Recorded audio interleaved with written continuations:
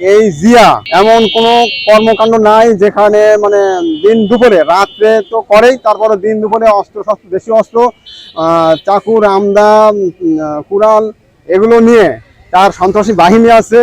এই বাহিনী নিয়ে সে চাঁদাবাজি করে এবং দিন দুপুরে ওই যদি চাঁদা কেউ না দেয় তাহলে তার স্ত্রীকে পর্যন্ত কুকর্মের জন্য হুমকি দেয়। কুকর্ম রাজি না হলে তাকে মারার জন্য হুমকি দেয়। এভাবে চাঁদাবাজি করে যাচ্ছে। আর্মিরা এসে তাকে তার ঘর থেকে রামদা, ছুরি, তারপরে দেশীয় অস্ত্র, আরো রিভলভার টিভলভার এগুলো পাইছে। তারপরেও সে কোনোভাবে থানায় দেওয়ার পরে থানা থেকে তাকে নির্বিবাদে ছেড়ে দিয়েছে।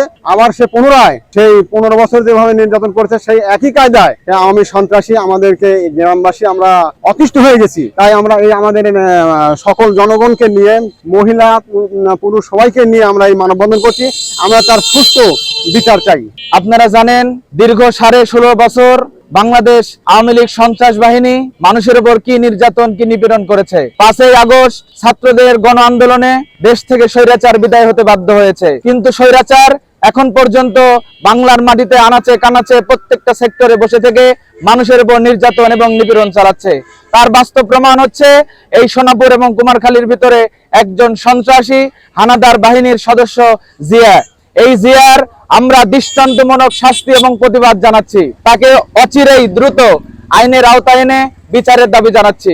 যে এমন একটা ব্যক্তি, যে এমন একটা নাম, যে হচ্ছে পুরা সন্ত্রাস। সে দীর্ঘ 15 বছর সন্ত্রাসী কৃষ্টি কালচার করে চালাইছে, চলছে। এখন আবার পুনরায় আবার সন্ত্রাসী কার্যক্রম শুরু করছে। সে মানুষকে বিভিন্ন ভাবে ভয়ভীতি দেখাচ্ছে, চাঁদা নিচ্ছে, দোকান থেকে জিনিস লওয়ার পর আতঙ্ক সৃষ্টি করে দিচ্ছে না, মারধর করছে, কাউকে কোনো মেয়েদেরকে বিভিন্ন কুপ্রস্তাব দিচ্ছে, কুপ্রস্তাব না দিলে বিভিন্ন ভাবে হয়রানি করছে, বাড়িঘর কোবাচ্ছে, বিভিন্ন ভাবে মানুষকে নির্যাতন করছে। কোনো মানুষ এর সন্ধ্যার পরে এই রাস্তা দিয়ে যাতে মানুষ আতঙ্কগ্রস্ত হয়। সুতরাং এদেশের এই এলাকার মানুষগুলো চায় নিরাপত্তা। নিরাপত্তার জন্য সরকারের কাছে আমরা জোর দাবি করছি এই এলাকার মানুষ যাতে শান্তিতে বসবাস করতে পারে।